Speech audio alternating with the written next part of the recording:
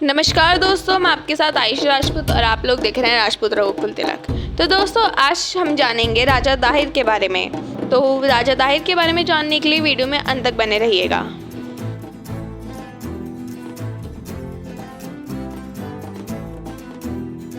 इस कहानी की शुरुआत तब होती है जब आज के पाकिस्तान और 7वीं शताब्दी के सिंधु देश पर राजपूत वंश के राजा राय साहसी का राज्य था। राय साहसी के कोई संतान नहीं थी, लिहाजा उन्होंने अपने प्रधानमंत्री काश्मीरी ब्राह्मण चच को अपना उत्तराधिकारी घोषित कर दिया।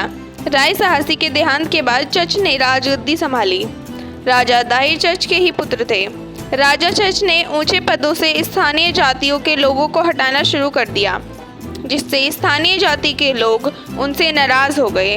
राजा चच के असमय देहांत के बाद उनका भाई चंद्रसेन ने कारभार संभाला, परंतु चंद्रसेन ने बौद्ध धर्म अपना लिया और बौद्ध धर्म को ही राष्ट्र धर्म घोषित कर दिया, जिससे ब्राह्मण नाराज हो गए।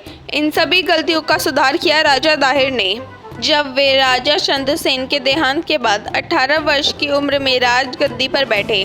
राजा दाहिर का शासन धार्मिक सहनशीलता और उदार विचारों वाला था, जिसके कारण विभिन्न धर्मों के लोग शांतिपूर्वक रहते थे। जहां हिंदुओं के मंदिर, पारसियों के अग्नि मंदिर, बौद्ध स्तूप और अरब से आकर बस गए मुसलमानों को समुद्र के किनारे बसने की अनुमति दी गई, जहां से अरबों का व्यापार चलता था। लेकिन इन अरबों ने राजा के साथ धोखा किया। एक बार एक अरबी जहाज सिंधु नदी के तट पर खड़ी थी। जहाज में सवार अरब व्यापारियों के सुरक्षा कर्मियों ने देवल के शहर पर बिना कारण हमला कर दिया और शहर की महिलाओं को कैद कर लिया।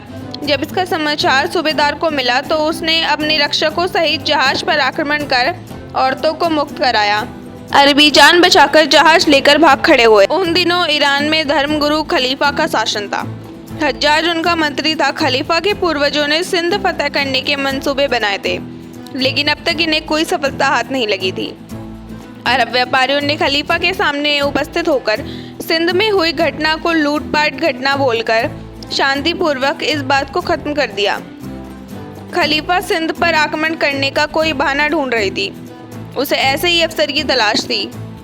उसने अब्दुल्ला नामक व्यक्ति के नेतृत्व में अरबी सैनिकों का दल सिंध विजय करने के लिए रवाना किया, परंतु इन सैनिकों का डटकर सामना सिंध के वीरों ने किया और तो और उनका सेनापति अब्दुल्ला को भी जान से हाथ धोना पड़ा। खलीफा अपनी हार से तिलमिला उठा। इसके बाद 10,000 सैनिकों का एक दल सिंध पर आक्रमण करने के लिए भेजा गया। सिंध पर ईस्वी सन 638 से 711 ईस्वी तक 74 वर्षों के काल में 9 खलीफाओं ने 15 आक्रमण किया।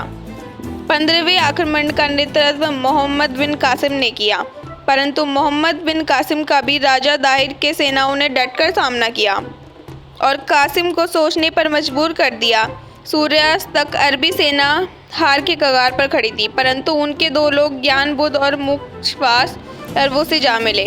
अगले दिन भयंकर युद्ध का फिर से आगाज हुआ, परंतु सिंधु सैनिकों में फूट होने की वजह से सेना हार की कगार पर जाने लगी।